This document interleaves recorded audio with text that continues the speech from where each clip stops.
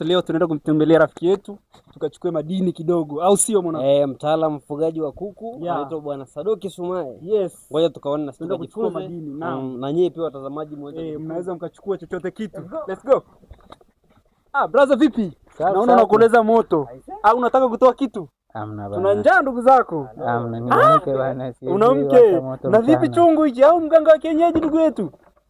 Jamani, mimi sio mganga kabisa. Damu. Hii ni chungu kwa ajili ya vifaranga, joto za vifaranga. Sawa? Ndio. Unakoleza mkaa wako namna hii kwenye jiko la kawaida kwanza. Unaona kama hivi sasa hivi karibia kuolea, imebaki tu hizi nyeusi. Zikikolea zote zikiwa nyekundu, ishatoa moshi.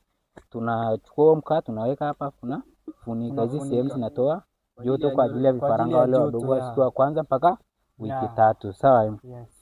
Ndio kitu kama hicho. Mimi sio mganga. Naona pia glucose hapo. Vipi kuku siku hizi wameshakuwa wachezaji?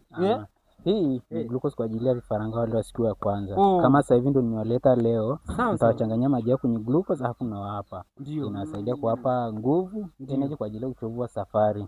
Au kama vitu ndio tukaonesha kwenye mradi kabisa. Kwenye kiwanda chenyewe. Mtazamaji, tunapelekwa kwenye kiwanda kabisa. Ndio baadhi ya vifaa vya kulishia kuku. Twende tukachukue madini.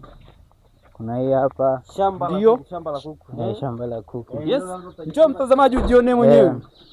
Leo tutajifunza kila hodi ndani huku. Karibuni. Ndio hapa sawa.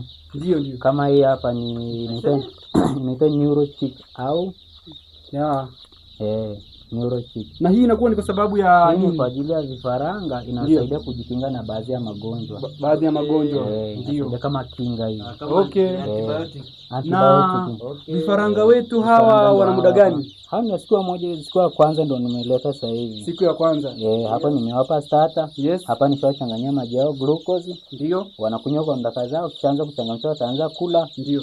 Mkaa wao unaona kwa unatafuta joto. Kwa hiyo hii starter ndio inakuwa kama chakula chao cha kwanza. Sawa. Okay. Jiko lipo kwa chini hapa ile kwa ajili ya joto. Okay, jiko linakaa chini. Hapa hiyo inakuwa juu. Okay, asante sana. Hawa ni kwa ajili ya nyama au kwa ajili ya mayai? Unaweza kuchukua kwa ajili ya kwa kutaga wanakubali. Sasa kwa ajili ya nyama unafuta ndani ya miezi 3 unaingiza sokoni. Okay. Sawa. Na ni kwa muda gani wanaweza wakafikia wakubwa? Kwa umri wa nyama ni miezi 3 na kwa ajili ya utagaji kuanzia miezi 5. Okay. Ndio. Sawa.